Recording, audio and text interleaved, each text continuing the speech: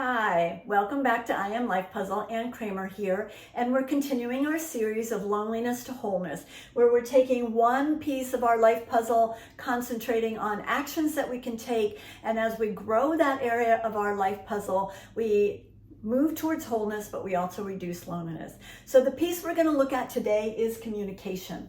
And this is a very important piece because I would venture to guess that most of us kind of think we have some problems with communication. So again, I always kind of give you 5 actions that you could take. You don't need to do all of them, but 1 or 2 of these in this area will help you really strengthen this portion of your life puzzle, reduce loneliness, and grow your wholeness. So the first action I do want you to think about is your inner voice.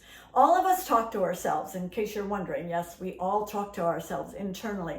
But the real question is, did you develop an inner voice that's proactive and positive and really your friend, or does it tend to be more negative, reactive, and maybe a foe, really not helping you know how to grow yourself? So I want you to introduce yourself to your inner voice. I literally want you to name this inner voice, whatever you want to call it, and start talking to it. And have an ongoing communication where you're consciously saying to it, inner voice, I need you to be positive. I need you to help me see the world through a good lens of wholeness and vibrancy instead of one of fear and loneliness, and get to know that inner voice.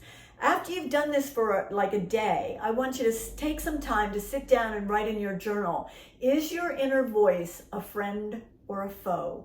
And if you find that your inner voice is very negative and really not helping you grow your life puzzle, you want to really kind of interrupt that process. It might mean going to counseling, it might mean reading more books on good communication, but this action of getting to know your inner voice is key to changing and growing this piece of your life puzzle. The second thing I want you to do is to turn off hate, fear, and anger. And what I mean by that is we live in a world that's really filled with hate, fear, and anger. If you turn on the news, if you turn on your social media, whether it's Reddit or Twitter or whatever, there's a constant stream of hate, fear, and anger that's being spewed. And what a lot of us don't realize is if you read a lot of that or you hear a lot of that, it isn't long before your own communication starts to go into that hate, fear, anger level too. So what I want you to do for this action is to commit for a week to turn off anything that spews hate, fear, or anger when you're reading on social media or listening to news. Just turn it off. And then at the end of the week, take a few moments, again, writing in your journal and saying, if I've had a week without that, do I feel better? Do I have a better inner voice because it's moving more towards caring and love instead of spewing hate, fear, and angers to others well? So that's action number 2, turn off hate, fear, and anger. Alrighty? The third one I want you to consider is joining Toastmasters. Now, if you've not heard of Toastmasters, Toastmasters is an international group that teaches people how to be good communicators, good public speakers. And there's like 15,000 clubs around the world. So the likelihood that there's a Toastmasters in your area is pretty high. And they are really good at bringing groups together and teaching you how to become a good public speaker.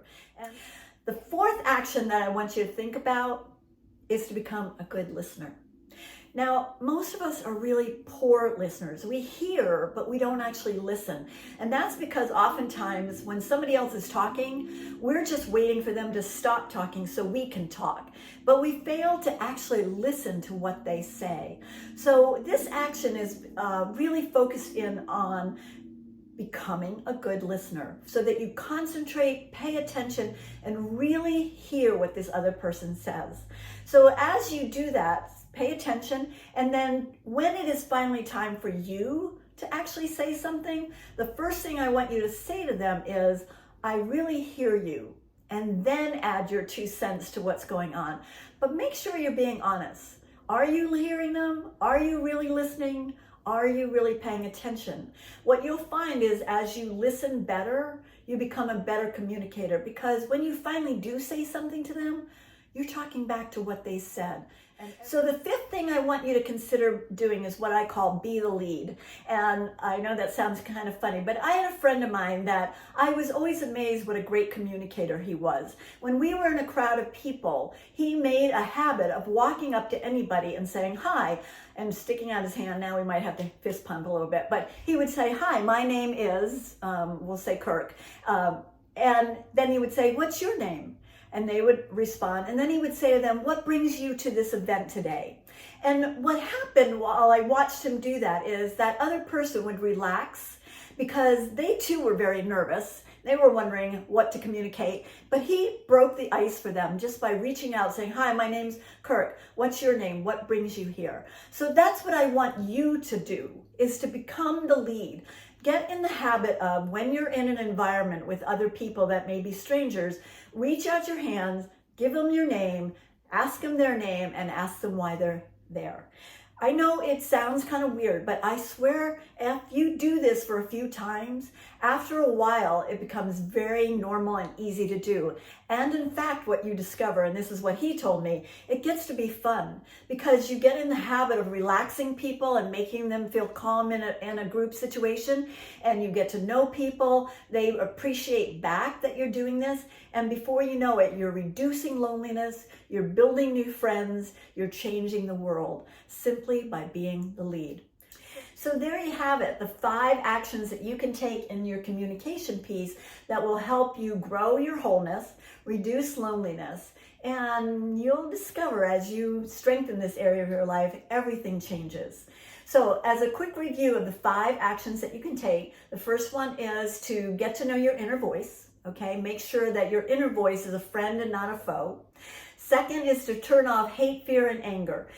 From your media feeds, on television, on radio, whatever. If you hear anybody spewing hate, fear, and anger, turn it off. Third thing is to join Toastmasters. There's over 15,000 Toastmaster clubs around the world, and they will teach you to confront the number one fear that people have: public speaking. When you become a good public speaker, you will change your life. The fourth thing is to listen, to become a better listener. And the fifth one is to be the lead, so that when you're in a crowd of people, get in the habit of sticking out your hand, saying, hi, my name is, what's your name? And then asking the person why they're there at that event.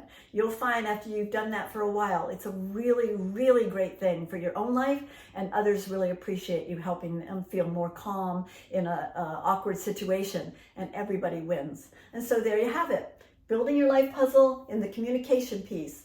Life puzzle, a piece at a time with the whole you in mind. See you soon.